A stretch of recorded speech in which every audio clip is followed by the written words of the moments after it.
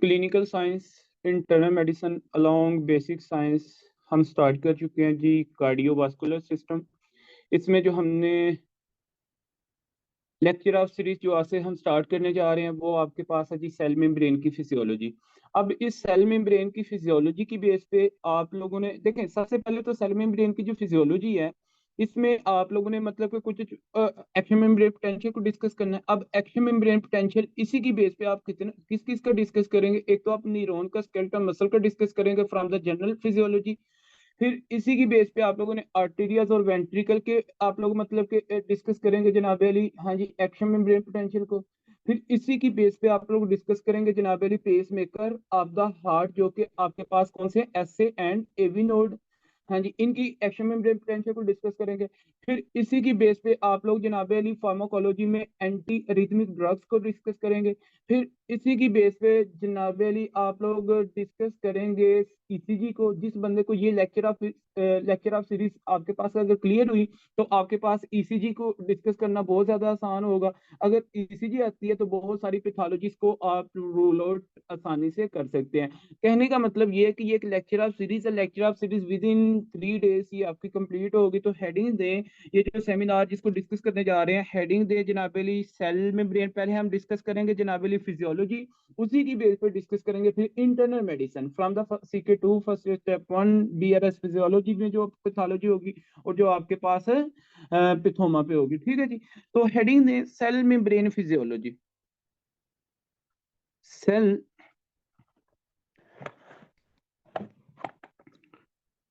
Cell membrane physiology.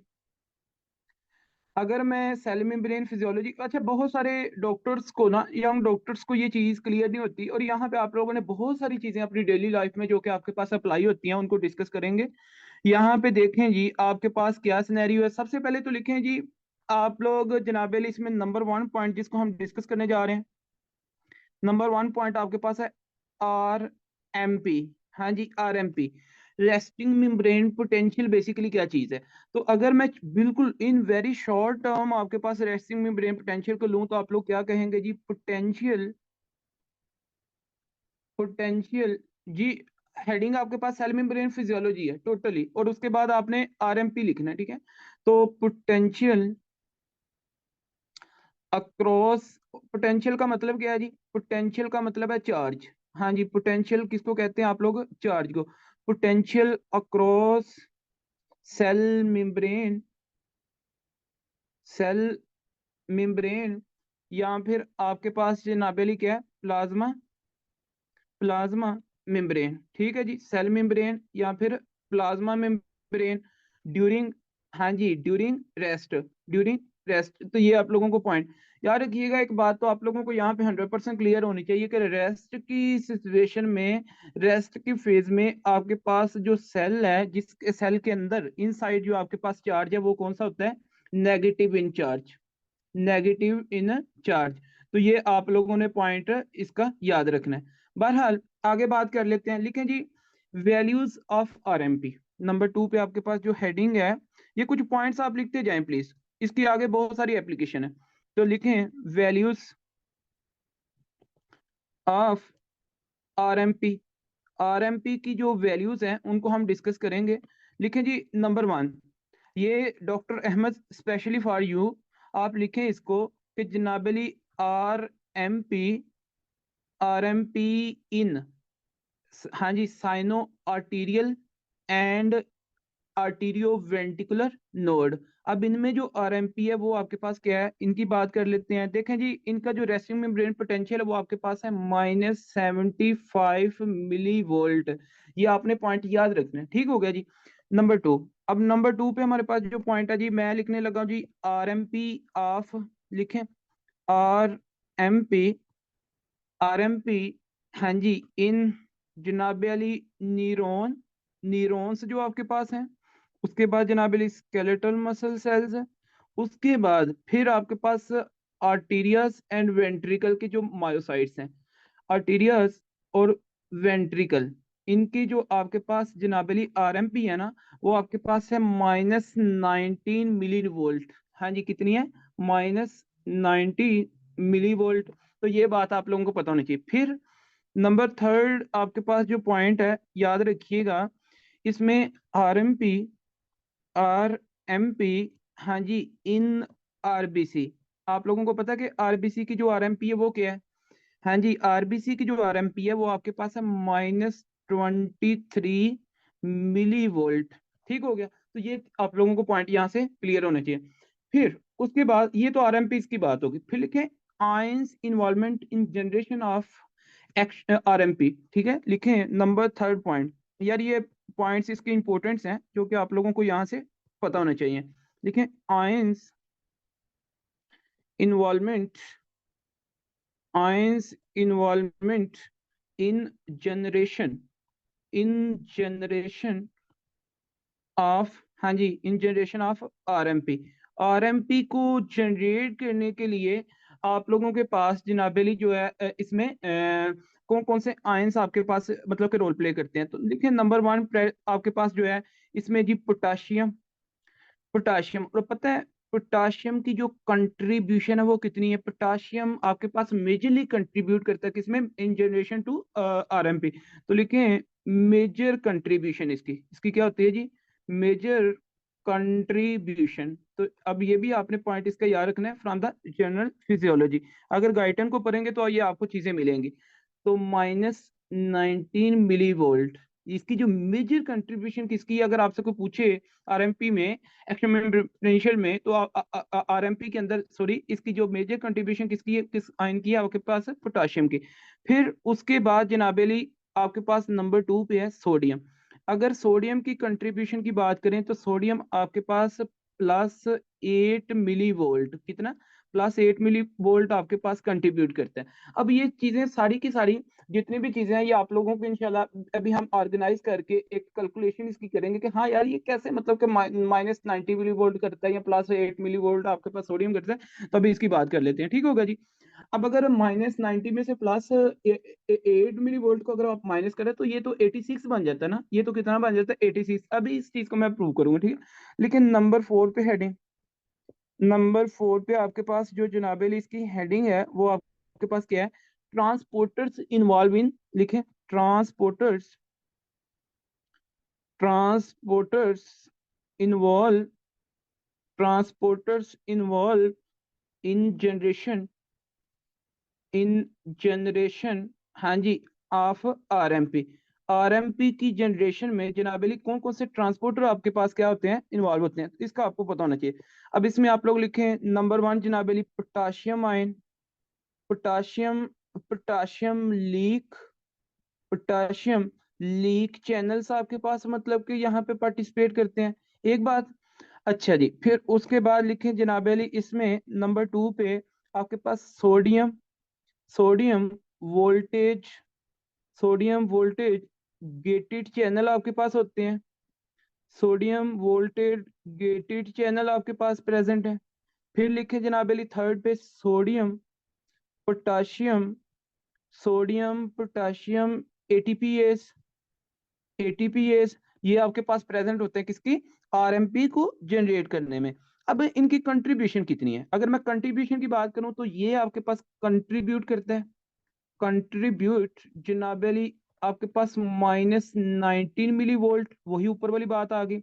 अब ये आपके पास कंट्रीब्यूट करता है जनाबेली +8 मिली वोल्ट, और जो एटीपीएज है ये आपके पास कंट्रीब्यूट करता है -4 मिली वोल्ट। तो अगर आप इनकी कैलकुलेशन करें ना, अगर आप इनकी कैलकुलेशन करें तो आपके पास कितना आ जाता है? 90। मतलब क्या कि जनाब अली -90 में से 8 को अगर आप -90 प्लस अगर 8 करें तो 86। 86 में अगर आप जनाब अली 4 को ऐड कर दें, माइनस माइनस माइनस आपके पास क्या हो जाएगा? मतलब कि प्लस हो जाएगा। तो ये टोटल अगर कैलकुलेट करेंगे तो इसका नेट रिजल्ट आपके पास -19 ही आएगा। ठीक हो गया? ये है आपकी आरएमपी में जो कंट्रीब्यूशन आपके पास ट्रांसपोर्टर करते हैं। ठीक होगा? इसको हम अभी डिस्कस कर लेते हैं। तो देखें, अब ये जो सोडियम पोटाशियम एटीपीएज है ना, या जिसको हम एटीपीए पंप भी कहते हैं, देखें ये आपके पास सोडियम पोटाशियम पंप भी कह सकते हैं, इसको सोडियम पोटाशियम एटीपीएज भी कह सकते हैं। ठीक है? अब इसका अकॉर्डिंग टू दिस पंप, इस पंप के मुताबिक आपके पास क्या सिनेरियो आता है कि जनाबे अली 3 सोडियम, हाँ जी, 3 सोडियम आपके पास आउट ऐसे ही है। और 2 पोटाशियम आपके पास क्या करते हैं इन। तो ये सिनेरियो, अब इनकी अगर हम बात करें तो आपके पास जनाब क्या है, हाँ जी, इसका जो आउटकम आएगा, अगर 3 सोडियम बाहर जा रहे हैं कंसंट्रेशन ग्रेडियंट के अगेंस्ट आपके पास जा रहे हैं, और 2 पोटाशियम आपके पास इन आ रहे हैं कंसंट्रेशन ग्रेडियंट के अगेंस्ट, तो मुझे ये बताएं कि आपके पास जो आउटकम आएगा, आउटकम, क्योंकि आपको पता है सेल के अंदर पोटाशियम ऑलरेडी बहुत ज्यादा होते हैं और एक्स्ट्रा सेलुलर आपके पास सोडियम ऑलरेडी बहुत ज्यादा होता है, तो भाई आउटकम इसका जो आएगा, inside inside cell become inside cell become more negative. ये आपके पास क्या होगा, मोर नेगेटिव। तो ये तो सिनेरियो आपको पता चल गया। अब यहाँ पे जनाब अली आगे बात कर लेते हैं, अभी बनाएंगे एक छोटी सी डायग्राम। देखिए जी, हाँ जी, इसी की बेस पे जो जो आपने पढ़ा है ना अभी तक, जो आपने यहाँ पे लिखा है, इस सारे की आप लोग सारा समराइज कर लेंगे किसके ऊपर, डायग्राम के ऊपर। तो लिखें जी, एक छोटी सी डायग्राम बना लेते हैं ताकि आप लोगों को, और ये जो डायग्राम बनाएंगे आप पूरे पेज पे बनाएंगे, ठीक है। देखें, लिटरली सुपीरियर इन्फीरियर आपके पास स्पेसेस होनी चाहिए, सॉरी, सुपीरियर इन्फीरियर पेज के स्पेसेस होनी चाहिए, और लिटरली साइड पे भी स्पेसेस होने, पेरिफेरली भी आपके पास स्पेसेस होनी चाहिए, ठीक है। सेंटर में इसको स्टार्ट करना है आपने। तो देखें जी, इस डायग्राम की अगर बात करते हैं ना, तो यहाँ पे काफी सारी चीजें आप लोगों के लिए ऐड होने वाली है, ठीक है। तो यहाँ पे जनाब अली, आप फॉर एग्जांपल, मैंने एक जनरली यहाँ पे एक सेल ले लिया, मैंने एक सेल लिया, ठीक है। ओवरऑल मैं बॉडी की बात करना, यहाँ पे एक मैंने सेल लिया आरएमपी के लिए, ठीक है। अब ये जो है उस सेल की जनाब अली सेल मेम्ब्रेन, ये क्या है, सेल मेम्ब्रेन। अच्छा, अब इस सेल मेम्ब्रेन के ऊपर, ये सेल मेम्ब्रेन का इंट्रा सेलुलर वाला पार्ट है, ये इंट्रा सेलुलर है आपके साथ। और ये जो इसके आपके पास है जी एक्स्ट्रा सेलुलर, मतलब क्या, कि सेल के बाहर वाला आपके पास क्या है जी पार्ट है। तो अब यहाँ पे याद रखिएगा, अब मुझे एक ये बात आप बताएं, याद रखिएगा कि भाई एक्स्ट्रा सेलुलर आपके पास कौन सा आयन बहुत ज्यादा है, हाँ जी, किस आयन की कंसंट्रेशन आपके पास है, हाँ जी, एक्स्ट्रा सेलुलर सेल के बाहर है, तो वो आपके पास जनाबेली सोडियम है। हाँ जी, सोडियम आयन आपके पास मोर इन आउटसाइड, ऐसे है। अब जनाबे अली मुझे ये बताएं कि भाई किस आयन की सेल के अंदर आपके पास जो है ना कंसंट्रेशन ज्यादा है, तो वो आपके पास क्या है, हाँ जी, पोटाशियम आयन। अब मैं एक बात बताऊं आप लोगों को, देखें अगर हम जनरली बात करें ना सोडियम की, तो सोडियम आपको पता है कि सेल के बाहर जनाबे अली इसकी जो वैल्यू है, अगर मैं इसकी वैल्यू स्टैंडर्ड वैल्यू की बात करूँ ना, तो सोडियम आपके पास है 135 से लेकर 145, ये इसकी स्टैंडर्ड वैल्यू है, ठीक है। अगर मैं यहाँ पे एक्स्ट्रा सेलुलर नो डाउट के बाहर आपके पास मतलब कि पोटाशियम भी प्रेजेंट है, लेकिन पोटाशियम की जो आपके पास वैल्यू है बाहर, वो आप लोग देख लें भाई, ये होता है आपके पास 3.5 से लेकर, हाँ जी, 4.5, कितना, 4.5, मतलब बस इस चीज को आप देखें, इस चीज को आप लोग देख लें, ठीक हो गया ना। तो ये है जी आपके पास मतलब कि पोटाशियम की और किसकी, सोडियम की वैल्यू कहाँ पे, एक्स्ट्रा सेलुलर। अब अगर मैं बात करूं आपके पास जनाब Ali potassium inside the cell, तो अगर यहाँ पे इसकी बात करें तो ये आपके पास क्या है, 135 से लेकर आपके पास 145, ठीक हो गया। और यहाँ पे अगर सोडियम की मैं बात करूं, तो यहाँ पे जनाब अली सोडियम आपके पास क्या है, 3.5 से लेकर, हाँ जी, 5.5। तो भाई ये आपको पॉइंट कुछ समझ आया, हाँ जी, एनी क्वेश्चन आप टू दिस। देखें, वही चीज सिर्फ ऑपोजिट की है, बाहर सोडियम क्या था, 3.135 से लेकर 1.145, लेकिन यहाँ पे अंदर क्या है, सोडियम आपके पास है 3.5 से लेकर 5.5, यहाँ पे कभी कभी ये बुक टू बुक वेरी करता है, ये 4.5 इस तरह, ठीक हो गया जी। अब भाई मेरा आपसे ये क्वेश्चन है, क्या आपको यहाँ पे ये चीज, ये वैल्यूज आपको समझ आई हैं। सिंपल एक रूल याद रख लें कि जो आपके पास सोडियम बाहर है ना, वो आपके पास पोटाशियम क्या है, अंदर है, ठीक है जी, वो पोटाशियम सेल के क्या है, अंदर है। और जो पोटाशियम आपके पास जनाबे अली, हाँ जी, जो पोटाशियम आपके पास सेल के बाहर है ना, वो सोडियम उसी वैल्यू से सोडियम आपके पास क्या है, सेल के अंदर है, ठीक हो गया। Any question please, any complication यहाँ पे, नो। अब यस, आगे बात कर लेते हैं जी। अब कुछ बॉडीज के अंदर प्रोटीन्स बेसिकली आपके पास एक तरह से क्या होती हैं जी, जीन, ऐसे ही है ना। इसका कंसेप्ट ऑलरेडी मैंने एंडोक्राइन, जब इंटरनल मेडिसिन की एंडोक्राइन आप लोगों ने पढ़ी थी अलोंग बेसिक साइंस, तो उधर मैंने काफी डिटेल में कुछ बातें की हुई हैं। तो अब उसी चीज को तो दोबारा नहीं, अब यहाँ पे ना आपके पास जो सेल मेम्ब्रेन है ना, सेल मेम्ब्रेन के ऊपर आपके पास पड़े हुए हैं कुछ चैनल्स, कुछ प्रोटीन्स की, स्ट्रक्चरल प्रोटीन्स के कुछ आपके पास ट्रांसपोर्टर्स हैं। उन ट्रांसपोर्टर में से आप लोगों ने याद रखना है जी, सबसे पहला ट्रांसपोर्टर यहाँ पे नंबर 1 जिसकी हम बात करने जा रहे हैं, एक तो ये ट्रांसपोर्टर है। और transporters basically nothing just it is a structural proteins which is made up by, हाँ जी, डीएनए, जिसमें आपके पास जनाब अली मैसेंजर आरएनए, ट्रांसक्रिप्शन, आपके पास डिफरेंट डिफरेंट प्रोसीजर्स के साथ, जो कि ऑलरेडी मैंने बता दिया। अच्छा यहाँ पे देखें, एक तो ये आपके पास है, फिर जनाब अली एक ट्रांसपोर्टर आपके पास, बेसिकली इनको लोग जीन्स भी कह देते हैं, ठीक है, जीन 1 जीन 2 इस तरह। अच्छा 3 कहते हैं जी, 3 genes present on the cell membrane, plasma membrane of the cell. अच्छा अब यहाँ पे जनाब अली जो थर्ड पे आपके पास ट्रांसपोर्टर एक ये है। अब मैंने यहाँ पे 3 आपके पास जो है ना ट्रांसपोर्टर्स बना लिए। अब इनमें से जो सबसे पहला आपके पास ट्रांसपोर्टर है, मैं जिसकी बात करने जा रहा हूँ जी, एक तो ये आपके पास, इसका नाम है पोटाशियम, पोटाशियम लीक चैनल या ट्रांसपोर्टर, पोटाशियम लीक चैनल, या फिर आपके पास क्या है जी, ट्रांसपोर्टर। अच्छा अब इसका काम क्या है देखें, याद रखें। अब मुझे एक बात बताएं, हमने अभी थोड़ी देर पहले पढ़ा उसके जनाब Ali sodium potassium ATPase pump, ऐसी है। इस पंप के मुताबिक क्या था, मुझे एक बात बताएं, पोटाशियम आपके पास कहाँ पे ज्यादा है? हाँ जी, और आप लोगों को ये पता ही है ना कि सेल के अंदर ऑलवेज आपके पास क्या है जी, नेगेटिविटी है, ऑलवेज ऑलवेज ऑलवेज। अभी मैंने थोड़ी देर पहले आप लोगों को ये ऊपर भी बता दिया कि सेल के अंदर क्या नेगेटिव।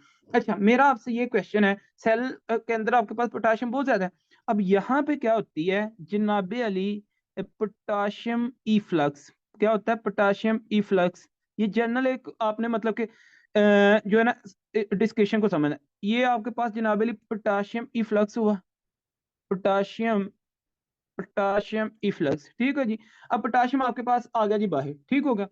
अब ये जो आपके पास है ना पोटाशियम लीक चैनल, ये आपके पास है जनाबेली 100% परमिएबल, ये आपके पास क्या 100% परमिएबल फॉर पोटाशियम आयन, तो लिखें 100% परमिएबल, परमिएबल फॉर, हाँ जी, for potassium ion. Potassium ion के लिए ये जनाबेली 100% क्या है, परमिएबल। तो ये आप लोगों को पॉइंट पता होना चाहिए, ड्यू टू डिफ्यूजन, जबरदस्त। तो ये आपके पास जनाबेली आउटवर्ड जाएगा ड्यू टू डिफ्यूजन। अच्छा अब आप आगे बात कर लेते हैं नेक्स्ट। अब मेरा आपसे एक क्वेश्चन है, मुझे आप लोग बताएंगे, मेरा आपसे ये क्वेश्चन है कि सोडियम बाहर ज्यादा है कि अंदर ज्यादा है? मुझे एक बात तो बताएं जरा जनरली। हाँ जी, सोडियम के कहाँ पे ज्यादा है? बाहर ज्यादा ना, आउट। तो भाई सोडियम आपके पास यहाँ पे है, बाहर ज्यादा है, तो ये आपके पास क्या करता है, हाँ जी, इनफ्लक्स इसका होगा, सोडियम का क्या होगा, इनफ्लक्स होगा। ये एक जनरली चीजें, बस इसको जो है ना मतलब कि देखते रहे। अच्छा सोडियम का क्या होगा, इनफ्लक्स, और सोडियम का जो इनफ्लक्स है ये एक लिमिटेड वे में होता है, एक क्या होता है जी, लिमिटेड वे में, ठीक हो गया जी। लेकिन याद रखिएगा, जो आपके पास सोडियम वोल्टेज गेटी चैनल है ना, या सोडियम लीक चैनल है, ये आपके पास क्या है, ये इसका नाम है sodium, sodium leak channel, sodium leak channel. अब याद रखिएगा ये जो सोडियम लीक चैनल है ना, not 100% permeable, not not 100% permeable, ये 100% परमिएबल आपके पास नहीं होता, ये बात याद रखिए। मतलब क्या, कि इसमें जो इन्फ्लक्स ऑफ सोडियम है ना, वो अलोंग आपके पास देखें, यहाँ पे देखें यार, यहाँ पे क्या क्या कंसंट्रेशन ग्रेडियंट के अगेंस्ट काम नहीं हो रहा, इसका मतलब एक तरह से, मतलब यहाँ पे तो आपके पास डिफ्यूजन हो रही है, बाहर आपके पास मतलब कि ज्यादा था अंदर आ गया, ये पोटाशियम अंदर ज्यादा था बाहर चला गया। अब आगे बात कर, ये आपके पास जो चैनल है जिसका मतलब का नाम क्या है, sodium potassium ATPase pump, sodium potassium ATPase. अगर मैं इसकी बात करूं तो जनाबेली इसके अकॉर्डिंग आपके पास क्या था, इसके अकॉर्डिंग तो यही सिनेरियो है ना, कि भाई आपके पास सोडियम, हाँ जी, इसके अकॉर्डिंग क्या था, 3 सोडियम का इफ्लक्स होगा, 3 सोडियम आपके पास क्या करेंगे जी, हाँ जी, बाहर जाएंगे, ऐसे ही है ना। 3 सोडियम का जनाबे अली इफ्लक्स है। और यहाँ पे जनाबे अली अगर मैं बात करूं तो 2 पोटाशियम आपके पास, इस 2 पोटाशियम का क्या होना था? हाँ जी, इनफ्लक्स। 2 पोटाशियम, 2 पोटाशियम इनफ्लक्स, तो ये कंसंट्रेशन ग्रेडियंट हुआ ना। हाँ जी, ये क्या है? ये कंसंट्रेशन ग्रेडियंट आपके पास हुआ ना। भाई देखें, जब कंसंट्रेशन, अगर एक बंदा है वो पहाड़ी से नीचे आना चाहता है, उसको कोई एनर्जी चाहिए? No, no need. अगर कोई नीचे से ऊपर पहाड़ी की तरफ जाएगा तो जनाब अली माउंटेन को ऊपर, उसको मतलब कि ऊपर जो है ना अपना सफर करने, उसके लिए एनर्जी चाहिए ना। तो ये कंसंट्रेशन ग्रेडियंट है भाई, सोडियम बाहर ज्यादा है तो आपके पास अंदर से बाहर की तरफ जा रहा है, कंसंट्रेशन ग्रेडियंट। और ये पोटेशियम सेल के अंदर ज्यादा है लेकिन बाहर से पोटेशियम अंदर जा रहा है, तो इट्स मीन कि यहाँ पे आपके पास एटीपी क्या होगी? यूज होगी। एटीपी यहाँ पे मतलब कि एनर्जी यूज होगी इन दी फॉर्म ऑफ एटीपी। तो ये आप लोगों को पंप जो है ना बॉडी के अंदर, जितने भी पंप्स है, ये जो हमारी बॉडी एनर्जी यूज करती है इन दी फॉर्म ऑफ एटीपी। तो ये आप लोगों को पॉइंट यहाँ से पता होना चाहिए।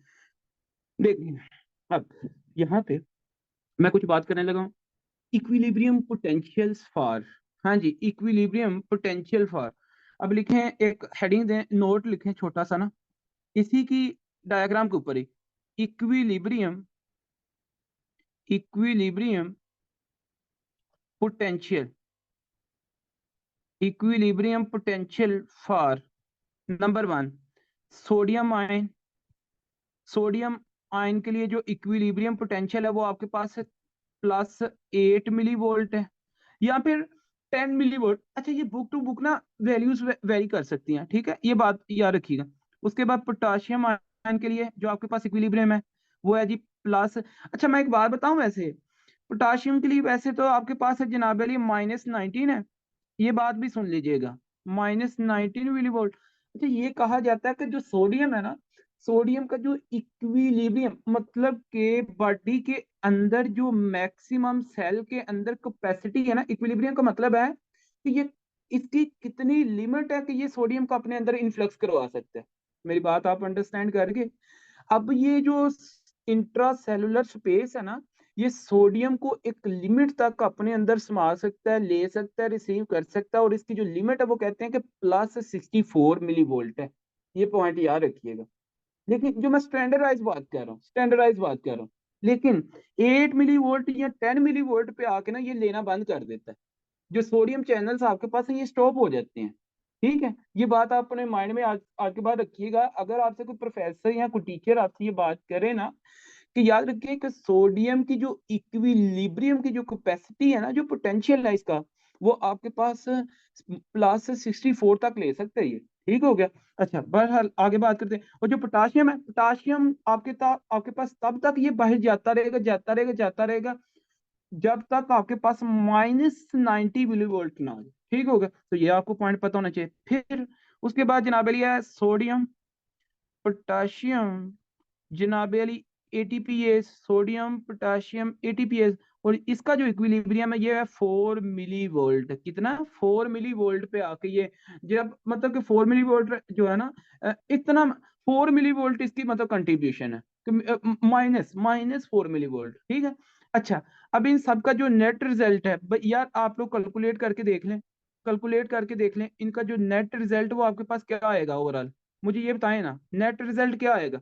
चाहे आप प्लस करें माइनस करें, प्लस माइनस करके आपके पास -19 मिली वोल्ट आएगा ना। हाँ जी, बताएं मुझे, -19 मिली वोल्ट आएगा कि नहीं आएगा? अच्छा, बॉडी में ना, आज के बाद आप लोगों ने एक चीज याद रखनी है, एक साइड पे नोट लिख लें, एक साइड पे नोट लिखें जी। बॉडी में ये याद रखिएगा कि आपके पास 3 पंप्स को याद रखें। 3 पंप्स, आपने जितनी भी मेडिसिन पढ़नी है ना उसके अंदर ये 3 पंप याद रखें। एक आपके पास होता है सोडियम पोटाशियम एटीपीएस, या फिर इसको पंप भी कह सकते हैं। फिर आपके पास होता है जनाबेली कैल्शियम, कैल्शियम जनाबेली एटीपीएस। फिर आपके पास होता है एक हाइड्रोजन एटीपीएस। इनको पंप भी कह सकते हैं, इनको एटीपीएस भी कह सकते हैं। ठीक होगा, तो ये आप लोगों को पॉइंट पता होना चाहिए। अब नेक्स्ट मोस्ट इंपॉर्टेंट एरिया, अब इसी बेस पे ना, इस डायग्राम की बेस पे हम पढ़ेंगे क्लिनिकल कोरिलेशन। ठीक है, आप लोग हेडिंग दे दें क्लिनिकल सिग्निफिकेंस।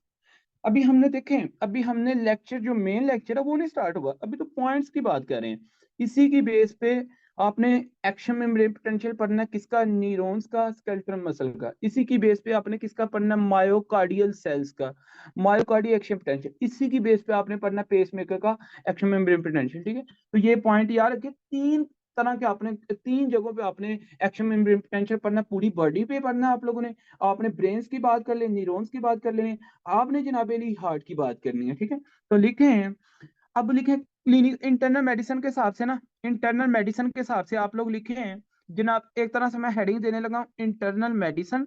तो यहां पे लिखे clinical, clinical significance, clinical significance. इसकी क्लिनिकल सिग्निफिकेंस क्या है यार, ये चीज आप लोगों को देखें, चीजें वो हैं जो आप लोग अपनी मेडिसिन के साथ कोरिलेट करके करें। अब हॉस्पिटल के अंदर पता है, यहाँ पे मैंने बहुत सारी चीजें आप लोगों को वार्ड के अंदर जो आप लोग डेली बेसिस पे फेस कर रहे हैं, इवन देन डेली बेसिस पे घरों के अंदर ये फेस करते हैं, आप लोग इजीली इसको ट्रीट कर पाएंगे। ठीक है, तो लिखे हैं effect of hyperkalemia and hypokalemia on RMP. Heading दें भाई, पोटाशियम का मेजर कंट्रीब्यूशन है ना यार। मेरा आप लोगों से क्वेश्चन है, मुझे एक बात बताएं, पोटाशियम की क्या मेजर कंट्रीब्यूशन नहीं है? अभी थोड़ी देर पहले बताइए ना। अब अगर किसी बंदे में पोटाशियम कम या ज्यादा हो, तो ये सारा जो रेस्टिंग मेम्ब्रेन पोटेंशियल वाला सीन है, रेस्टिंग मेम्ब्रेन वाला पोटेंशियल वाला जो सीन है, ये खराब होगा कि नहीं होगा? मुझे एक बात बता दें, जनरली सी बात है कि भाई मेजर कंट्रीब्यूशन है, तो भाई अगर पोटाशियम के साथ कोई कमी पेशी होती है, तो फिर सारा मसला इसमें खराब होगा कि नहीं होगा? होगा ना। तो इसलिए लिखें जनाब अली effect of hyperkalemia, hyperkalemia, effect of hyperkalemia and hypo hypokalemia. तो इसमें हम दोनों के इसको डिस्कस कर लेंगे। ठीक है,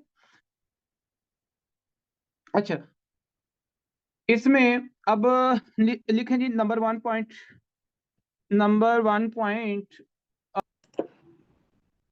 अच्छा, तो इसमें ना हेडिंग दे दें इफेक्ट ऑफ हाइपोकलीमिया। सबसे पहले हम पढ़ेंगे इफेक्ट ऑफ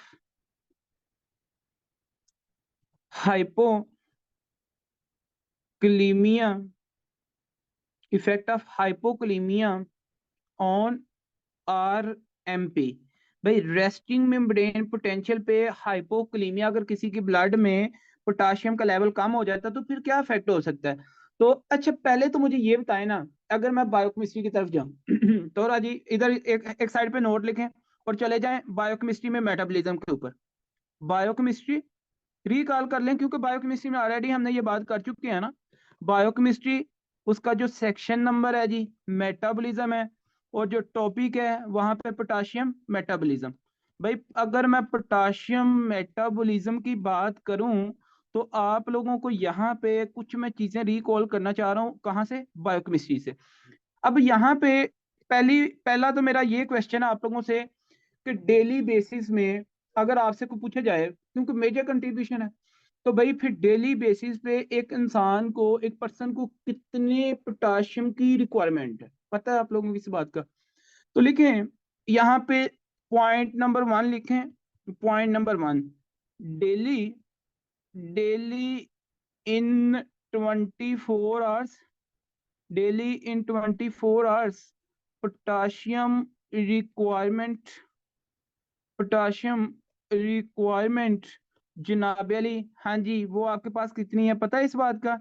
ये है जी आपके पास 1.5 से लेकर 1 से लेकर 1.5, हाँ जी, मिलीग्राम। कितना? 5 मिलीग्राम, मिलीग्राम याद रखिएगा, पर केजी, पर केजी, और पर 24 आवर, पर 24 आवर। तो ये आप लोगों को पॉइंट पता होना चाहिए। हाँ जी, 1 से लेकर 1.5 मिलीग्राम, हाँ जी, पर केजी, पर, मतलब फॉर एग्जांपल देखें ना, अगर किसी बंदे का वेट है जी 60 केजी, अगर मैं 1 के हिसाब से बात करूं तो फिर कितना कितना उसे चाहिए? 60 मिलीग्राम। ऐसे ही है ना। तो ये आप ये कैलकुलेशन, मतलब जितना अगर मैं 1.5 की बात करूं, तो फिर जितना वेट होगा उतने को इसके साथ क्या कर दें, मल्टीप्लाई कर दें। ठीक है, अच्छा, फिर नंबर 2 लिखे ना जरा, आपको पता पोटाशियम का सोर्स क्या है? हाँ जी, यार बताए ना जरा। Being a doctor, being a good doctor, आपको याद रखिएगा बहुत सारी चीजों के सोर्सेज आपको पता होने चाहिए। डाइट, डाइट प्लान बहुत अच्छा आपको पता होना चाहिए, क्योंकि बहुत सारे पेशेंट्स आते हैं जिनको आपने आपको बड़ा according to disease, according to disorders आपको जनाबे डाइट प्लान बताना पड़ता है, ठीक है। तो इसलिए डाइट प्लान आप लोगों को हार्ट डिजीज के हिसाब से ऑलमोस्ट चीजें पता नहीं।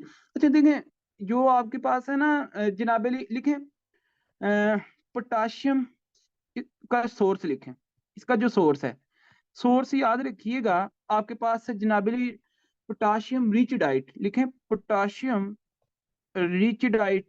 आपके पास जो पोटाशियम रिच डाइट है ये कौन सी है? नंबर 1 मुझे बताएं ना यार, डेली बेसिस में पोटाशियम आपके पास अगर मैं बात करूं तो कौन सी ऐसे फ्रूट्स की बात करते हैं सबसे पहले। चलें फ्रूट्स में अगर मैं देखूं तो फ्रूट्स में आपके पास क्या क्या आ जाता है? हाँ जी, बनानास आता है कि नहीं आता? जी, तो पोटाशियम रिच डाइट, अगर हम पोटाशियम रिच डाइट की बात करें ना, तो यहाँ पे हमारे पास क्या सिनेरियो है देखें। नंबर 1 लिखें जी, बनानास की बात आ जाती है, ठीक है।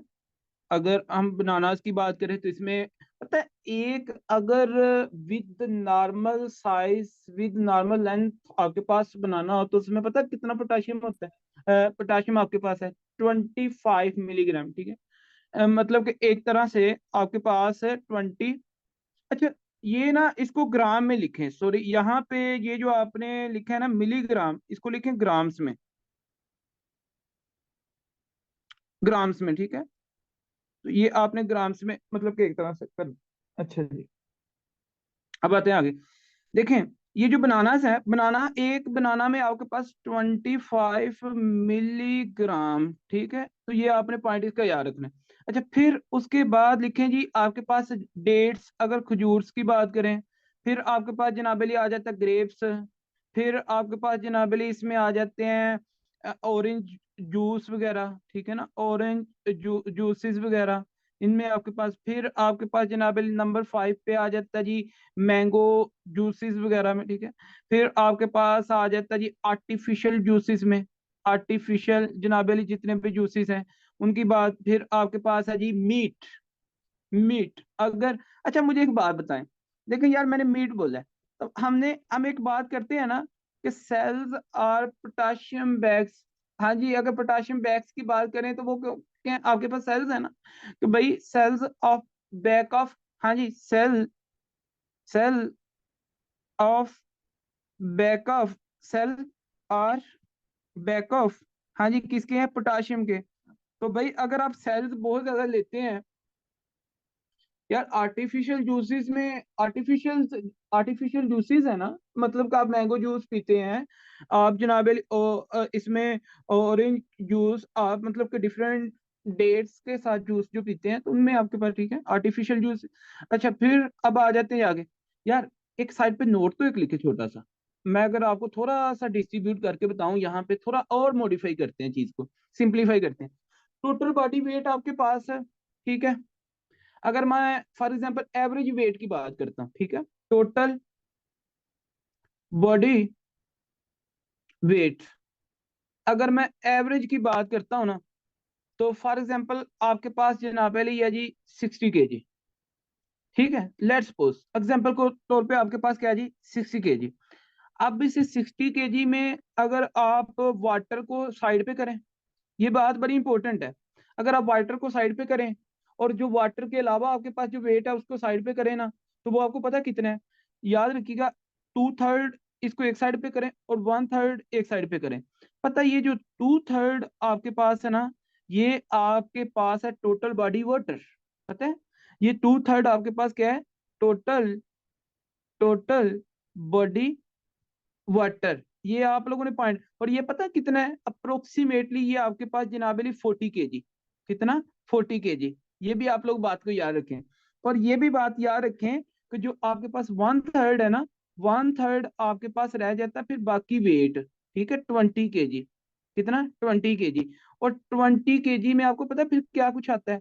इसके जो कंपोनेंट्स है 20 kg के, इसमें आपके पास पोटाशियम है, इसमें आपके पास जनाबेली सोडियम है, इसमें आपके पास मैग्नीशियम है, इसमें आपके पास जनाबेली कैल्शियम है, इसमें आपके पास जनाब अली, इसमें आपके पास क्लोराइड वगैरह, इसमें आपके पास जनाब अली कार्ब्स वगैरह हैं, इसमें आपके पास जनाब अली प्रोटीन्स वगैरह हैं, इसमें आपके पास जनाब अली लिपिड्स वगैरह हैं। तो ये सारी इसकी कंपोजिशन है 20 kg की। लेकिन अगर हम 40 kg की बात करें, फिर 40 kg को आगे डिवाइड किया जाता है। पता है इस बात का? इसमें 40 kg फिर डिवाइड किया जाता है। मतलब इसमें 2/3, फिर 1/3। और जो आपके पास 2/3 है, ये इंट्रा सेलुलर वाटर होता है, इंट्रा सेलुलर जो सेल के अंदर है, ठीक है। और जो 1/3 है, ये आपके पास होता है जी एक्स्ट्रा सेलुलर वाटर। क्या? एक्स्ट्रा सेलुलर जनाब अली वाटर, ठीक है। अच्छा, अगर मैं इंट्रा सेलुलर वाटर की बात करूं, तो याद रखिएगा इंट्रा सेलुलर वाटर आपके पास अप्रोक्सीमेटली तकरीबन 20 मतलब के लीटर आपके पास है, ठीक है, 20 लीटर। अगर हम बात करें जनाब अली इसकी एक्स्ट्रा की, तो ये तकरीबन 30 लीटर आपके पास आ जाता है, ठीक है। तो ये आप टोटल मतलब 13 आपके पास केजी को बना रहा है। अब ये जो 20 है ना, इसके अंदर जो आपके पास पोटाशियम है ना, पोटाशियम वो है ऑलमोस्ट ऑलमोस्ट 37 ग्राम। 37 ग्राम पोटाशियम है, ये पॉइंट याद रखिएगा। और जो ये 13 है ना, इसमें आपके पास जो पोटाशियम वो है 650 मिलीग्राम। मतलब 1 ग्राम भी नहीं है, 1 gram is equal to 1000 milligram, ऐसे ही है ना। तो ये इसके अंदर पोटाशियम है, ठीक हो गया जी। तो याद रखें ये पॉइंट आप लोग। और ये जो एक्स्ट्रा सेलुलर है ना, एक्स्ट्रा सेलुलर में इंटरस्टिशियल स्पेसिस आती हैं आपके पास और ब्लड वेसल्स आ जाती हैं, ठीक है। तो और आपके पास इंट्रावास्कुलर जो ब्लड है ना, इंट्रावास्कुलर जो ब्लड है वो ऑलमोस्ट 9 मतलब एक तरह से लीटर, ठीक है। तो टोटल बॉडी पोटाशियम। यार अच्छा यार, एक जिंदगी का एक रूल बना लें, अपनी ओपीडी जितनी भी करेंगे ना, ये ओपीडी में बड़ा काम आता है। एक रूल बना लें और ये समझ भी लें कि पोटाशियम आपके पास डायरेक्टली प्रोपोर्शनल है किसके? वाटर के। जितना पोटाशियम होगा ना और जितना वाटर होगा बॉडी में, उतना आपके पास total body water, total total body water, ठीक है ना। तो उतना आपके पास क्या होगा? हाँ जी, उतना आपके पास पोटाशियम होगा, ठीक है। तो ये आप लोगों ने पॉइंट याद रखना है, ये इंपॉर्टेंट। 1 लीटर है तो 1 ग्राम आपके पास है, 2 लीटर है तो 2 ग्राम आपके पास है, क्योंकि 1 लीटर इज इक्वल टू, हाँ जी, 1000 ml। और 1000 ml में कितने मिलीग्राम आपके पास होगा? 1000 मिलीग्राम आपके पास पोटाशियम होगा, ठीक है। तो ये आपको पॉइंट पता होना चाहिए। अच्छा, अब बात आ जाती है जी आगे, ठीक है। मैसेज है, याद रखिएगा यहाँ पे। अगर एक इंपॉर्टेंट बात, अगर एक पेशेंट है, फॉर एग्जाम्पल जी डॉक्टर शिराज है, ठीक है, ये जनाब अली ओपीडी कर रहे हैं, ठीक है। इनके पास एक पेशेंट आया, सीरियसली इल है, काफी सीरियसली इल है, ठीक है। मतलब मतलब उसका जो खाना पीना था, ओरली इनटेक उसका स्टॉप था, ठीक है। सीरियसली इल था, ओरली इनटेक उसका स्टॉप था। और डॉक्टर साहब ने क्या करना है जी? ड्रिप वगैरह लगानी है। और ड्रिप जब लगानी है ना, तो याद रखें उस टाइम अगर कोई बंदा सीरियसली इल है, तो मुझे ये बताएं बाहर से पोटाशियम ले रहा होगा वो बंदा? बताएं ना। फिर उस टाइम बाहर से कोई पोटाशियम का सोर्स ले रहा होगा? अगर वो उसने ओरली इनटेक उसका स्टॉप है, कोई चीज बाहर से नहीं खा रहा, तो पोटाशियम तो फिर कम होगा ना। तो फिर आपको पोटाशियम लेवल तो चेक करना पड़ेगा ना उसका। हाँ जी, तो अगर ड्रिप लगाने से पहले आप पोटाशियम लेवल भी उसका चेक कर लेते हो, फिर ड्रिप वगैरह में पोटाशियम इन्फ्यूजन करवा सकते हैं ना। तो ये भी पॉइंट आपने एक तरह से याद रखना है। लिखें जी। अब हमने हेडिंग दी थी इफेक्ट ऑफ हाइपोक्लीमिया ऑन आरएमपी। सबसे पहले तो हेडिंग दें, नंबर 1 जो आपने पॉइंट करना है ना, उसमें लिखें आप लोग इटियोलॉजी ऑफ हाइपोक्लीमिया। लिखें इटियोलॉजी ऑफ हाइपोक्लीमिया। सबसे पहले तो देखें जी, हाइपोक्लीमिया की जो इटियोलॉजी है, मैं मेन मेन अभी बात करूंगा यहाँ पे। इसमें सबसे पहले तो आप लोग लिखें जी, आपके पास आ जाती है नंबर 1 डिक्रीज इनटेक। अभी जो मैंने थोड़ी देर पहले बात की है, डिक्रीज इनटेक हो सकता है इसका। नंबर 2, अच्छा ये भी बात बड़ी इंपॉर्टेंट है, देखें ये भी सुन लें जी। Diabetes diabetes treatment with insulin. हाँ जी, डायबिटीज ट्रीटमेंट विद इंसुलिन। अब ये क्या सिनेरियो, इस चीज को आपने यार समझना थोड़ा सा, ठीक है। अगर अगर किसी बंदे को डायबिटीज है, ठीक है, फॉर एग्जांपल टाइप 1 में इंसुलिन आपके पास नहीं ना होती। फॉर एग्जांपल जनाब अली बाहर से आप इंसुलिन दे रहे हैं और हाई डोज में इंसुलिन दे रहे हैं। अब इंसुलिन पता क्या करती है?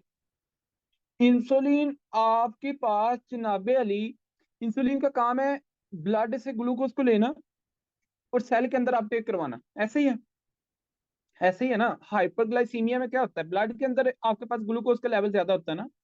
अब इंसुलिन का काम क्या है, ग्लूकोज को ब्लड से लिया और सेल के अंदर अपटेक करवाया।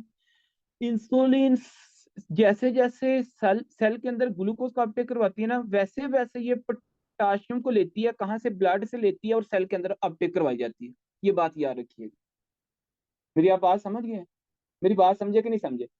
अब मैं एक बात बताऊं, जब आप लोग, अभी रमजान आने वाला ना, रमजान में सारा दिन आप लोग मतलब कि फास्टिंग पे होते हैं ना, तो नाइट में जब, हाँ जी, मगरिब टाइम जब आप जनाबे अली रोजा खुलता है, तो आप काफी अच्छे अच्छे तरीके से मतलब हर तरह मतलब जो है ना वो चीजें खाते हैं, ठीक है।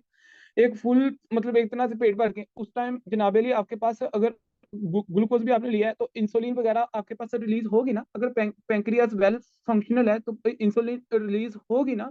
उस जो ग्लूकोज आपने लिया है उसको सेल के अंदर अपटेक करवाने के लिए, ताकि जो आपके पास एनर्जी आपने जनाबे ली जो सारा दिन आपने एनर्जी नहीं ली, उस एनर्जी को आप री अपटेक अपटेक करवाएंगे ना सेल्स में। तो अब इंसुलिन साइड बाय साइड जैसे जैसे ग्लूकोज का अपटेक करवा रही है, वैसे वैसे साइड बाय साइड ये वो पोटाशियम को भी करवाती है। और बंदे को एक नुस्ती सी आती है ना, गनूदगी सी आती है ना एक तो, मतलब कि बंदे को खाना खाने के बाद आपने अक्सर देखा होगा कि बंदा यार सुस्ती सी पड़ गई है। वो कहता है ना, आपने आपने खाना बहुत ज्यादा खा लिया, आपको सुस्ती सी है। तो ये भी एक कंसेप्ट है डेली लाइफ का। याद रखिएगा, जैसे जैसे इंसुलिन आपके पास एनर्जी को अपटेक करवाती है, वैसे वैसे साइड बाय साइड वो पोटाशियम को भी अपटेक करवा रही होती है, ठीक है। तो ये भी पॉइंट आपने, यार यहाँ तक ये आप मेरी बात को समझे कि नहीं समझे? हाँ जी, ये आपको ये पॉइंट अंडरस्टैंड किया कि नहीं समझे? तो diabetes treatment with high dose, with high dose जनाबेली आपके पास इंसुलिन। तो ये आज के बाद आप लोगों को पता होना चाहिए, जिन लोगों की डायबिटीज की ट्रीटमेंट आप कर रहे हैं इंसुलिन के साथ, उनकी पोटाशियम लेवल को चेक करते रहें, ठीक है। अब आगे मैं आपको और भी चीजें बताता हूँ इसके, देखें। उसके बाद थर्ड पे, डायरिया।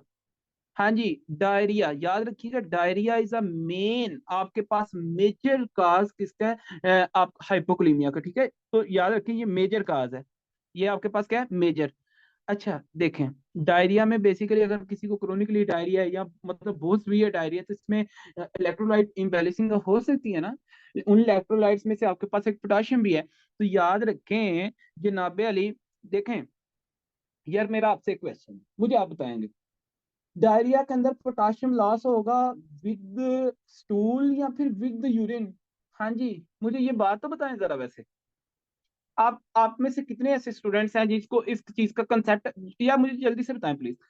तो भाई, डायरिया में जो पोटाशियम है वो लॉस होगा बॉडी से विद स्टूल के या फिर आपके पास यूरिन के साथ? हाँ जी। और इसके अलावा, और इसके अलावा, तो आज के बाद ना अपना ये भी कंसेप्ट क्लियर कर लें, ठीक है। ये कंसेप्ट भी अपना क्लियर कर लें फिर। भाई, नो डाउट के स्टूल के साथ होता है, लेकिन स्टूल के साथ इतना नहीं होता जितना आपके साथ कहाँ किसके साथ होता है, यूरिन के साथ। कैसे, सुन लें, मुझे पता है आप लोगों का ये क्वेश्चन होगा। देखें, लिखें जी आप लोग, मेनली, हाँ जी, mainly, mainly because of increase loss of potassium by renal, by renal, no doubt, no doubt, ये भी लिखें, no doubt potassium also loss, loss via stool. No doubt के स्टूल के थ्रू भी लॉस होता है, लेकिन मेनली किसके साथ होता है, mainly because increase loss of potassium by renal, no doubt also. अब ये लिख लें, पता कैसे? यार मुझे एक बात बताएं, भाई मैं, मुझे आप लोगों ने, देखें, मुझे आप लोगों ने ये लिखते जाना है और मैंने आप लोगों के साथ ये बात करते जाना है। अब मुझे ये बताएं, diarrhoea lead to hypovolaemia, are you agree? हाँ जी, डायरिया लीड टू हाइपोवोलीमिया, ये जल्दी से मुझे बताते जाएं। ये हाइपोवोलीमिया करवाता है, ठीक है डॉक्टर सामा, ये एग्री करते जाना है जहां पे मुझे पता चले कि आप लोगों को ये चीज समझ आ रही है। अब जब हाइपोवोलीमिया होगा, मतलब क्या कि ब्लड आपके पास फ्लूइड कम है, तो ब्लड सप्लाई टू किडनी कम होगी कि ज्यादा, जल्दी से बताएं। Blood supply, blood supply supply to kidney आपके पास जनाब अली क्या हो जाएगी, हाँ जी डिक्रीज होगी। जब blood supply to kidney decrease होगी तो जीएफआर क्या होगा, कम के ज्यादा, ग्लोमेरुलर फिल्ट्रेशन रेट क्या होगा, डिक्रीज। ओके, जब ग्लोमेरुलर फिल्ट्रेशन रेट डिक्रीज होगा तो फ्लो ऑफ फिल्ट्रेट क्या होगा आपके पास, हाँ जी फ्लो ऑफ फिल्ट्रेट आपके पास क्या होगा, डिक्रीज, जबरदस्त। तो फिर मुझे ये बताएं, जब फ्लो ऑफ फिल्ट्रेट आपके पास कम होगा तो ये स्टिमुलेट करेगा ना मकुला डेंसा को, हाँ जी विल स्टिमुलेट जनाबे Ali macula macula macula densa cells, हाँ जी। और जब मैक्यूला डेंसा सेल आपके पास स्टिमुलेट होंगे तो ये स्टिमुलेट करेंगे ना, विल स्टिमुलेट टू, हाँ जी जेजी सेल, जे जी सेल्स आपके पास इसको करेंगे ना। जब जेजी सेल्स आपके पास स्टिमुलेट होंगे तो जेजी सेल विल रिलीज, हाँ जी विल रिलीज, किसको रिलीज करेंगे जनाब अली, आपके पास रेनिन को। और रेनिन जब आपके पास है तो यहाँ पे रिकॉल कर लें किसको, रास को, हाँ जी यहाँ पे रिकॉल कर लें रास जो सिस्टम आपके पास है। भाई मुझे ये बताएं, जब रेनिन आपके पास, अब renin renin is responsible for, हाँ जी ये आपके पास रिस्पॉन्सिबल है किसके लिए, एंजियोटेंसिन, एंजियोटेंसिन 1 को कन्वर्ट करता है किसमें, एंजियोटेंसिन 2 में। अब ये जो एंजियोटेंसिन 2 है ये जनाबेली एक्ट करेगा, एक्ट ऑन एड्रीनल कोर्टेक्स, हाँ जी किस पे, एड्रीनल कोर्टेक्स के ऊपर। और एड्रीनल कोर्टेक्स में जनाबेली जाके वहां से रिलीज करवाएगा, हाँ जी जोना जोना रेटिकुलरिस। एक आप देखें, जोना रेटिकुलरिस, जोना फेसिकुलेटा और जोना आप ग्लोमेरुलोसा टू एक्ट ऑन, हाँ जी एंजियोटेंसिन 2 आपके पास जनाबिल एक्ट करेगा एड्रेनोकोर्टेक्स पे और जोना ग्लोमेरुलोसा से आपके पास रिलीज करवाएगा, रिलीज टू जनाबिली एल्डो, और एल्डो फ्राम जोना ग्लोमेरुलोसा। और जब जनाबिली जोना ग्लोमेरुलोसा से आपके पास ये रिलीज करवाएगा किसको, एल्डो को। और यहाँ पे अब रिकॉल कर लें एल्डो, हाँ जी एल्डो जनाबेली एक्ट ऑन, हाँ जी late late part of DCT, किस पे, डीसीटी पे। और जब लेट पार्ट ऑफ डीसीटी पे ये एक्ट करेगा तो लीड टू, हाँ जी लीड टू पोटाशियम लॉस। भाई ये रिकॉल कर लें, एल्डोस्टेरोन का फंक्शन क्या है, सोडियम की रीअब्जॉर्प्शन। और जब सोडियम की रीअब्जॉर्प्शन अलोंग वाटर रिटेंशन क्योंकि एडीएच की वजह से, और साथ में पोटाशियम की क्या होती है आपके पास, सक्रीशन एंड एक्सक्रीशन, ऐसा ही है ना भाई, ये पॉइंट याद है कि नहीं है, ये फंक्शन याद है ना। तो पता ये चला, जब पोटाशियम की सक्रीशन, पोटाशियम की एक्सक्रीशन तो आपके पास कौन करवाएगा, एल्डो। तो भाई जब ये करवाएगा तो एक्सक्रीशन कहाँ से हो रही है, रीनल सिस्टम से ही हो रही है ना, हाँ जी तो पोटाशियम का लॉस होगा ना, फिर होगा कि नहीं होगा, बताएं ना प्लीज। तो ये चीज भी मेडिकल प्रोफेशन में आप लोगों को बीइंग अ डॉक्टर पता होना चाहिए, ठीक हो गया। बाकी इंशाल्लाह बात करेंगे रीनल सिस्टम में, ठीक है। हाँ जी, एनी क्वेश्चन प्लीज, बताएं ना, एनी क्वेश्चन। ये अब आपको समझ आई है ये कि रीनल सिस्टम के थ्रू क्यों होता है। अच्छा जी, अब बात करते हैं जी अपनी, ये तो थी इटियोलॉजी। अब हम पढ़ेंगे इसके थ्रू आपके पास क्या होगा जब किसी को जनाब हाइपोकलीमिया हो, और हाइपोकलीमिया का इफेक्ट क्या आपके पास रेस्टिंग मेम्ब्रेन पोटेंशियल पे क्या होगा। तो लिखें नंबर 2 पॉइंट लिखें आप, क्योंकि ऊपर आपने काजिस की बात करी, नीचे आप लिखेंगे। देखिए, अब मुझे एक बात बताएं, मेरा आपसे क्वेश्चन है doctor Usama, cells are potash cells are back of potassium, ऐसे ही है, हाँ जी डॉक्टर साहब, cells are back of potassium. और जब, हाँ जी जब आपके पास हाइपोकलीमिया होगा, ब्लड के अंदर पोटाशियम कम होगा तो सेल से पोटाशियम बाहर निकलेगा ना, हाँ जी डिफ्यूजन होगी। भाई अभी ये पढ़ा है कि नहीं पढ़ा, देखें डिफ्यूजन होगी ना, पोटाशियम का इफ्लक्स होगा, ये चीज पोटाशियम की डिफ्यूजन होगी। अब मैं डायग्राम आपके साथ लेके आने लगा हूं, तो लिखें भाई हाइपोकलीमिया, हाइपोकलीमिया will increase will increase efflux efflux of potassium, potassium के इफ्लक्स को क्या करेगी जी, इंक्रीज करेगी। हाँ जी, ड्यू टू डिफ्यूजन। अब मुझे एक मेरा आपसे क्वेश्चन है, जब पोटाशियम की जनाबे अली हाँ जी इफ्लक्स ज्यादा होगा तो मुझे आप ये बताएंगे कि इनसाइड हाँ जी इनसाइड सेल मोर हाँ जी मोर नेगेटिव और पॉजिटिव। मेरा अब आपसे ये क्वेश्चन है, इनसाइड सेल मोर पॉजिटिव और नेगेटिव। भाई बाहर पॉजिटिव जा रहा है ना, पोटाशियम के ऊपर चार्ज कौन सा है, पॉजिटिव। तो इनसाइड सेल मोर नेगेटिव, भाई आपके पास नेगेटिविटी सेल में क्या होगी, ज्यादा से ज्यादा होगी। अब मुझे ये आपने बताना है कि भाई फ्राम याद रखिएगा, अब नेगेटिव आपके पास सेल के अंदर जो रेस्टिंग मेम्ब्रेन पोटेंशियल है वो कितनी होती है, मुझे जल्दी से बताइएगा। रेस्टिंग मेम्ब्रेन पोटेंशियल्स आपके पास हर सेल की, एक्सेप्ट आपके पास जनाब ऐसे नोट ए भी नोट की अगर मैं बात करूं, इसमें बाकी सबके आपके पास क्या है, -19 मिली वोल्ट, ऐसे ही है ना। अब मे जब पॉजिटिव चार्ज आपके पास बाहर जा रहा है तो मे बी फ्रॉम हाँ जी फ्रॉम रिजल्ट इसका क्या होगा, रिजल्ट लिख लें, रिजल्ट फ्रॉम -90 मिली वोल्ट। हाँ जी ये आपके पास कहाँ पे चली जाएगी, up to increase up to जनाबे अली -110 मिली वोल्ट। अप्रो आप ये मतलब कि हिसाब लगा लें, ठीक है। अब याद रखिएगा, आपके पास हर चीज का अपना एक थ्रेश होल्ड होता है, ठीक है। हर चीज का अपना एक क्या होता है, थ्रेश होल्ड। याद रखिएगा, जिस जिस सेल की आपके पास आरएमपी जिस जिस सेल की आपके पास आरएमपी -90 मिली वोल्ट होगी ना, उसका जो थ्रेश होल्ड होगा ना वो -75 मिली वोल्ट होगा। ये पॉइंट एक साइड पे लिख लें, ये एक पॉइंट अपनी अपनी लैंग्वेज में साइड पे लिख लें। जिस जिस सेल की resting membrane potential -90 millivolt है ना बॉडी में, उसका जो थ्रेश होल्ड है ना वो आपके पास -70 मिली वोल्ट होता है। ये पॉइंट भी याद रखिए, ठीक है। तो मेरा आपसे ये क्वेश्चन है कि भाई जब ये आपके पास -1 मिली वोल्ट आया है तो अब हाइपर पोलराइजेशन नहीं हो गया, हाँ जी सेल के अंदर हाइपरपोलराइजेशन स्टेट आई है ना, यार सेल मोर हाइपरपोलराइज हो गया ना, क्योंकि सेल के अंदर नेगेटिविटी बहुत ज्यादा है।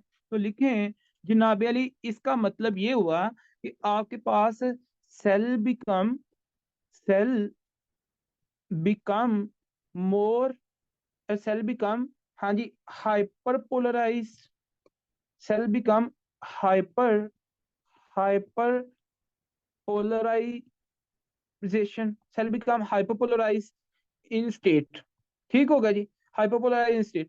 तो भाई अब ये हाइपर पोलराइज सेल के अंदर बहुत ज्यादा नेगेटिविटी आ गई है, ठीक हो गया। अब यहाँ पे सिनेरियो क्या है, मेरा आपसे ये क्वेश्चन है, जब हाइपर पोलराइजेशन होगी तो एक्साइटेबिलिटी यहाँ पे इंक्रीज होगी कि डिक्रीज, हाँ जी यहाँ पे आपके पास नेगेटिविटी, आपके पास हाइपरपोलराइजेशन हुई है ना। तो अब मुझे ये बताएं, जब नेगेटिव चार्ज है, मोर नेगेटिविटी है सेल के अंदर, तो एक्साइटेबिलिटी क्या होगी, सेल की एक्साइटेशन क्या होगी, इंक्रीज के डिक्रीज। भाई रिजल्ट इसका क्या है, डिक्रीज एक्साइटेबिलिटी, एक्साइटेबिलिटी, सेल की एक्साइटेबिलिटी आपके पास क्या होगी, डिक्रीज, एक्साइटेशन डिक्रीज। अब मुझे ये बताएं, जब सेल की एक्साइटेबिलिटी डिक्रीज होगी तो डिफिकल्ट टू जनरेट आरएमपी, हाँ जी difficult to generate action membrane potential, क्या ख्याल है। तो difficult difficult to generate generate हाँ जी जनाबे लिए आपके पास क्या है, A M P action membrane potential.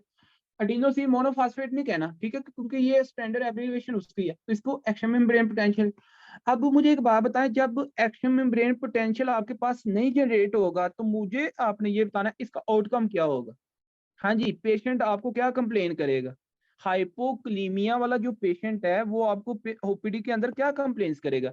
Number one, अगर हम स्केलेटल मसल सेल्स के हिसाब से बात करें, हाँ जी अगर हम इसके अकॉर्डिंग बात करें तो मसल्स में कंट्रैक्शन होगी। या मुझे एक बात तो बताएं, बॉडी के जितने भी मसल्स हैं क्या उनमें कंट्रैक्शन होगी, क्या उनमें एक्साइटेबिलिटी होगी, नो। तो भाई मसल वीकनेस की बात करेगा ना पेशेंट, फिर डर से थकावट थकावट बढ़ी रह रही है। तो भाई नंबर वन कंप्लेन क्या होगी, वीकनेस, हाँ जी वीकनेस, एक ये पॉइंट। और even then patient feel weakness, even then यहाँ पे याद रखिएगा पैरालिसिस, जनरलाइज लिखें, जनरलाइज जनरलाइज पैरालिसिस एक तरह से, ठीक है। अगर सीवियर, अगर तो ये हाइपोक्लीमिया बहुत ज्यादा वर्सन, जनरलाइज पैरालिसिस, जनरलाइज मतलब पूरी बॉडी की एक तरह से पहले ऑन सीवियर, ऑन सीवियर हाइपोक्लीमिया, भाई ऑन सीवियर हाइपोक्लीमिया, जब बहुत ज्यादा सीवियर हाइपोक्लीमिया होगा उस पे। एक होता है देखें, एक होता है फोकल पैरालिसिस।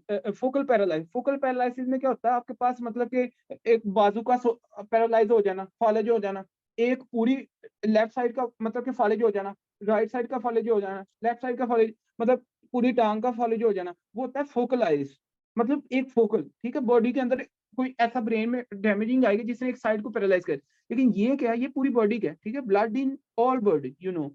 नेक्स्ट, अब आगे बात कर लेते हैं जी। नेक्स्ट, अच्छा, इसमें बंदा ना अपने आप को एक फ्लोपी टाइप मतलब फील करता है, ठीक है। ये पॉइंट आपने याद रखें।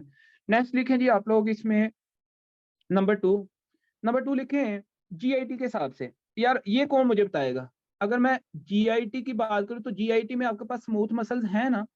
हाँ जी, जीआईटी में स्मूथ मसल हैं कि नहीं है, मुझे बस ये बताएं। हैं? ओके। अब मुझे ये बताइएगा भाई, बिकॉज ऑफ हाइपरपोलराइजेशन स्टेट, हाँ जी, तो मुझे एक बात बताएं, ड्यू टू, लिखें जी, due to negative hyperpolarization state, हाँ जी, पोलराइजेशन स्टेट इनसाइड सेल, मुझे एक बात बताएं कि भाई स्मूथ मसल्स क्या कंट्रैक्ट करेंगे जीआईटी के? हाँ जी, smooth muscle of GIT will not contract, हाँ जी, ये कॉन्ट्रैक्ट भी नहीं करेंगे। तो जब ये कॉन्ट्रैक्ट नहीं करेंगे तो मुझे आप लोग ये बताएं पेरिस्टालसिस मूवमेंट क्या होंगी, इंक्रीज के डिक्रीज? हाँ जी, पेरिस्टालसिस मूवमेंट क्या होंगी, डिक्रीज होंगी ना। रिजल्ट इसका क्या है जी, रिजल्ट आपके पास है डिक्रीज पेरिस्टालसिस मूवमेंट, पेरिस्टालसिस जनाबेली मूवमेंट आपके पास है डिक्रीज होंगी। तो ये भी आपको पॉइंट क्लियर।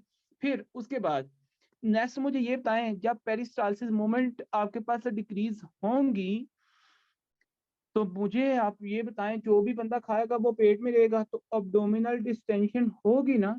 हाँ जी, अब्डोमिनल डिस्टेंशन होगी कि नहीं होगी? होगी। अब ये भी आपको पॉइंट पता होना चाहिए। नेक्स्ट आगे बात कर लेते हैं। अच्छा, एक नोट लिखें जी। यार आप लोगों ने कभी ये लफ्ज सुना है?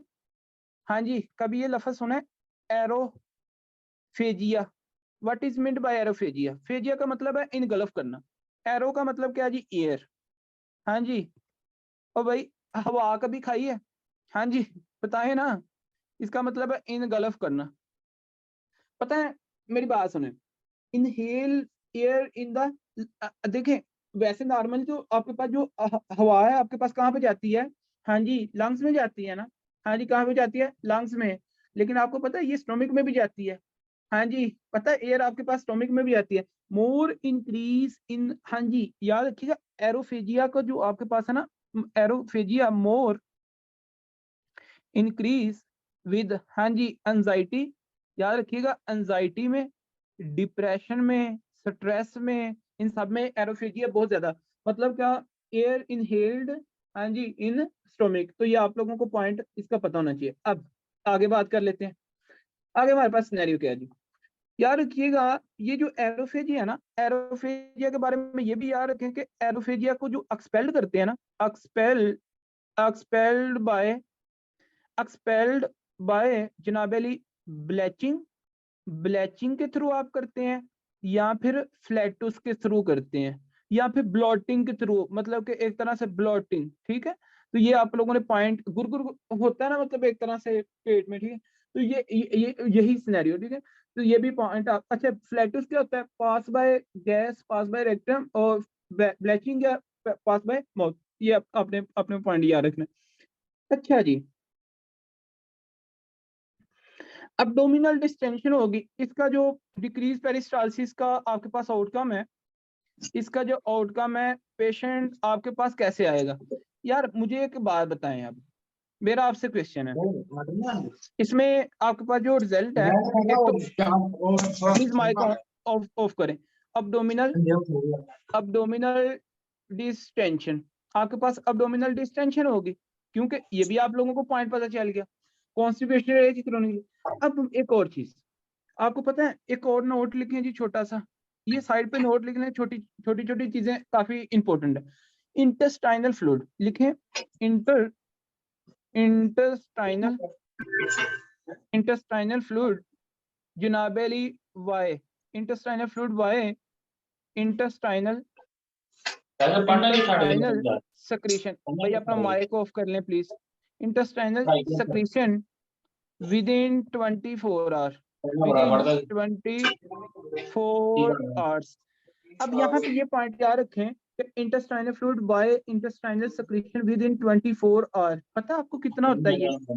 अगर आप 24 आवर में कुछ भी ना पानी वाटर वगैरह इनटेक ना करें तो फिर भी आपकी जो इंटेस्टाइनल फ्लूइड है वो पता कितना होता है?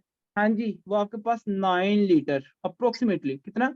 9 लीटर। तो ये भी पॉइंट आपने याद रखना, ठीक हो गया? देखें 24 आवर में अगर आपने कुछ भी नहीं ना मतलब के लिया, वाटर इनटेक नहीं किया, तो आपके पास फिर भी इंटेस्टाइनल फ्लूइड कितना होगा? इंटेस्टाइनल सेक्रेशन के थ्रू आपके पास है 9 लीटर ऑलमोस्ट, ठीक है, जिसमें आपके पास बाइल है, पेंक्रियाज के जूसेस डिफरेंट मतलब आपके पास आ जाते हैं, ठीक है। तो ये आपने पॉइंट याद रखना है। Okay, next. अच्छा, अब ये जो इंटेस्टाइनल सेक्रेशन है ये ड्यू टू, अब मुझे एक बात बताएं भाई, मुझे आपने ये बात बतानी है कि ये जो इंटेस्टाइनल फ्लूइड है, मेरा आपसे क्वेश्चन है, ये जो इंटेस्टाइनल फ्लूइड है ड्यू टू डिक्रीज पेरिस्टाल्सिस, हाँ जी, due to decrease peristalsis decrease होने की वजह से एज ए रिजल्ट, लिखें जी, एज ए रिजल्ट, इसका जो रिजल्ट आपके पास होगा, वाटर विल, हाँ जी, वाटर विल जनाबली अकोमोलेट, ये आपके पास अकोमोलेट करेगा इन द गट, ऐसे ही है ना, कहाँ पे? गट में ये अकोमोलेट करेगा, तो जब ये गट में अकोमोलेट करेगा ना तो लीड टू, हाँ जी, लीड टू अब्डोमिनल डिस्टेंशन। तो ये भी पॉइंट आपको क्लियर हो गया, लीड टू अब्डोमिनल डिस्टेंशन। मेरे ख्याल में ये पॉइंट आपको क्लियर हो गया होगा। हाँ जी यार, डॉक्टर साहब प्लीज अपना माइक ऑफ कर लें, आपसे रिक्वेस्ट है। किनका माइक ऑन है जी? ये क्या नाम है?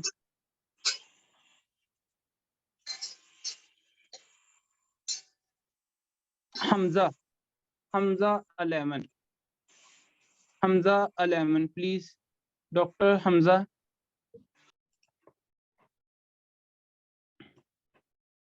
अच्छा जी, अब यहाँ पे आपने ये पॉइंट आपको समझ आया है कि भाई जब डिक्रीज पेरिस्टाल्सिस की वजह से आपको अब्डोमिनल डिस्टेंशन आ रहा है दो तरह से, एक तो इंटेस्टाइनल फ्लूइड की वजह से और एक आपको आ रहा है जनाब अली, हाँ जी, जो फूड आपने खाई है उसकी वजह से। ये भी आप लोगों को पॉइंट क्लियर होना चाहिए। नोट एक लिखे जी, नीचे एक लाइन लिख लें छोटी सी, इस सब के नीचे ओवरऑल जो रिजल्ट है कि डायरिया जनाब अली काज abdominal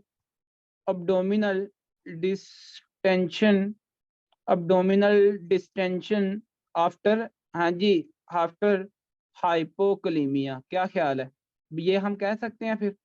हाँ जी, अगर किसी को सीवियर डायरिया है, अगर किसी का अनट्रीटेड डायरिया है, तो भाई उसमें अब्डोमिनल डिस्टेंशन हो सकती है कि नहीं हो सकती? ये आपको पॉइंट पता चल गया। तो इसलिए कभी भी डायरिया को, कभी भी इमोशंस को आपने मतलब के इसको मतलब इजी नहीं लेना, ठीक है। अच्छा, पता है आपको अब्डोमिनल डिस्टेंशन को उर्दू में क्या कहते हैं? पेट का फूल जाना।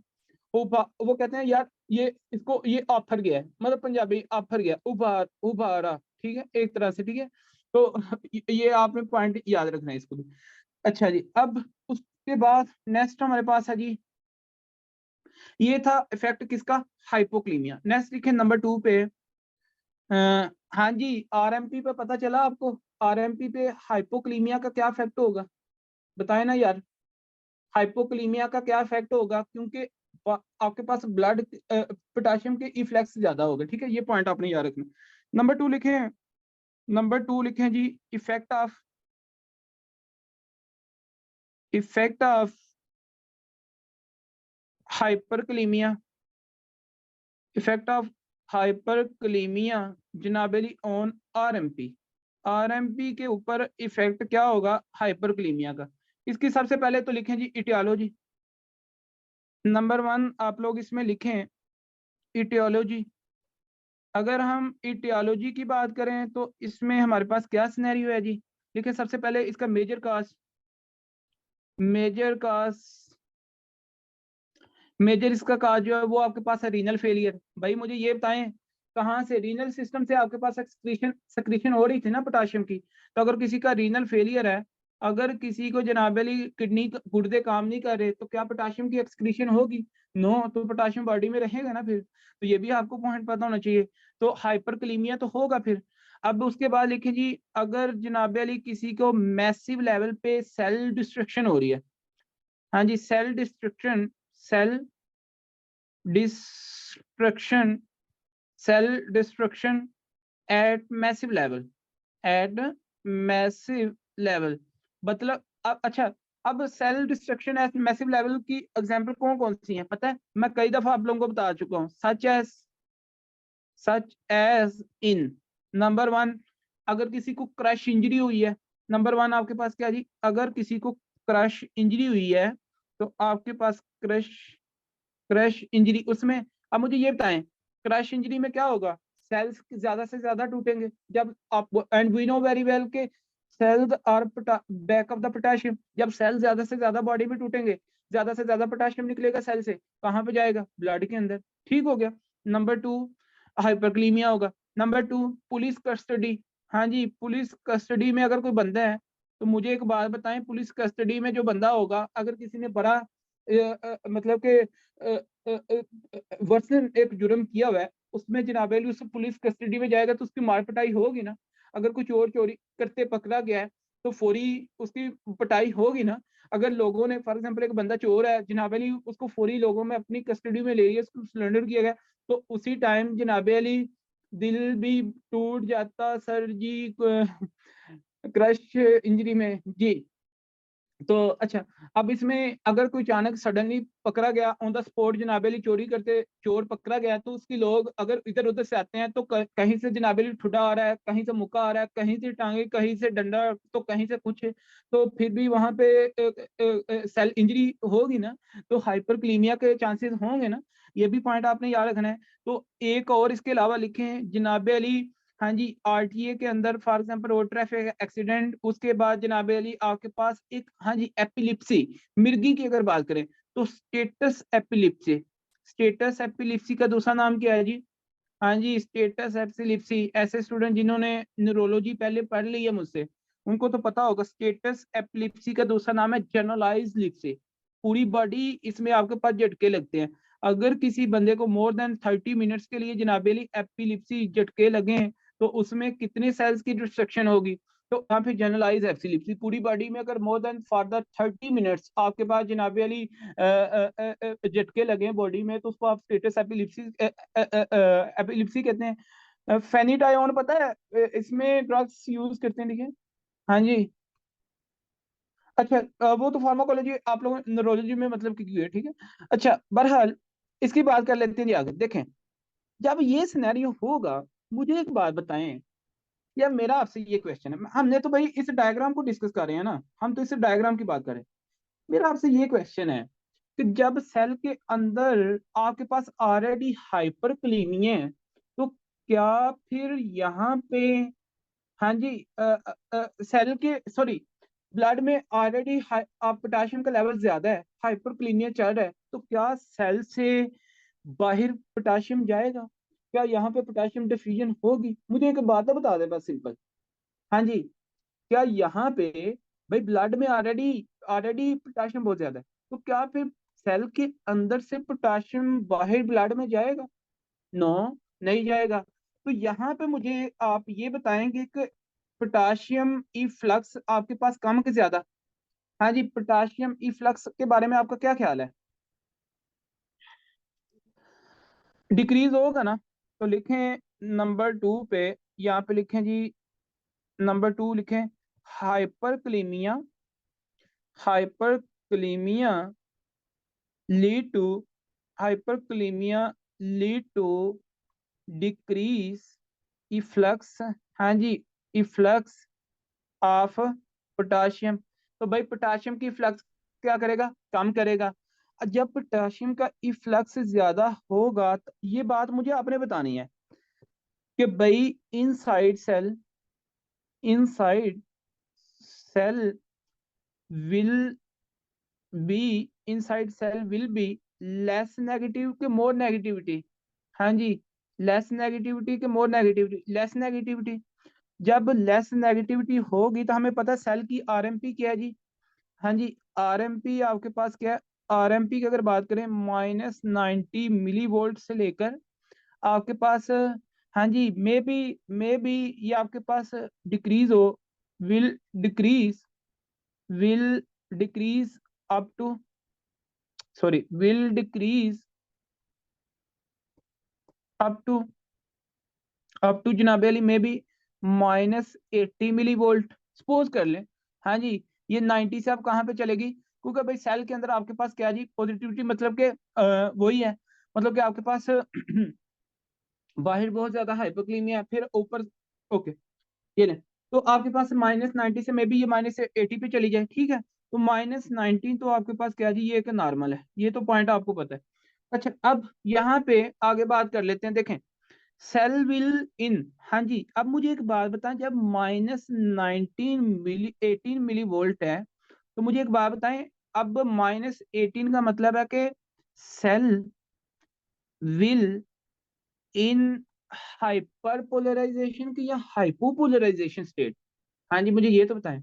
हाँ जी, सेल इन हाइपर के या हाइपोपोलराइजेशन, सेल इन हाइपोपोलराइजेशन, पोलराइजेशन पोलराइजेशन स्टेट, ठीक है ना, हाइपोपोलराइजेशन स्टेट में है, ठीक है, क्योंकि इसमें चार्ज आपके पास क्या है, जब हाइपर हाइपोपोलराइजेशन स्टेट होगी तो रिजल्ट क्या होगा, रिजल्ट आप मुझे ये बताएं, जब सेल के अंदर नेगेटिविटी आपके पास कम और पॉजिटिविटी की तरफ बात जा रही है तो एक्साइटेबिलिटी इंक्रीज के डिक्रीज, जी डॉक्टर साहब, जब सेल के अंदर नेगेटिविटी कम होने की तरफ जाए और पॉजिटिविटी ज्यादा होने की तरफ जाए, आपको पता है थ्रेश होल्ड -75 है ना, वो तो जिसकी भी मतलब आपके पास रेस्टिंग मेम्ब्रेन पोटेंशियम -90 मिली वोल्ट है, उसका आपके पास थ्रेश होल्ड क्या है, वो आपके पास जनाबेली -75 मिली वोल्ट है। तो अब मुझे ये बताएं, इसमें नेगेटिविटी कम हो रही है, पॉजिटिविटी की तरफ बात जा रही है, तो रिजल्ट आपके पास क्या होगा,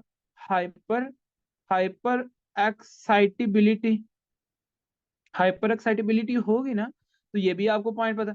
अब जब हाइपर एक्साइटेबिलिटी होगी, मतलब क्या, हाइपर एक्साइटेबिलिटी का मतलब ये है कि इंक्रीज रिस्क, हाँ जी, risk increase risk of action membrane, risk increase risk of generation generation, हाँ जी, किसकी, ऑफ एक्शन मेम्ब्रेन पोटेंशियल। यहाँ पे आप ये रिस्क है कि यहाँ पे क्या होगा, एक्शन मेम्ब्रेन पोटेंशियल आपके पास प्रोड्यूस होगा किसके अंदर, सेल में। जब ये रिस्क होगा, एक्शन मेम्ब्रेन पोटेंशियल प्रोड्यूस होगा, तो एज ए रिजल्ट, हाँ जी, इसका फिर जो रिजल्ट है वो आपके पास क्या होगा, मसल, हाँ जी, muscle con will contract, muscle will contract जनाबेली अगेन एंड अगेन, हाँ जी, अगेन एंड अगेन, ये आपके पास मसल कॉन्ट्रैक्ट करेंगे।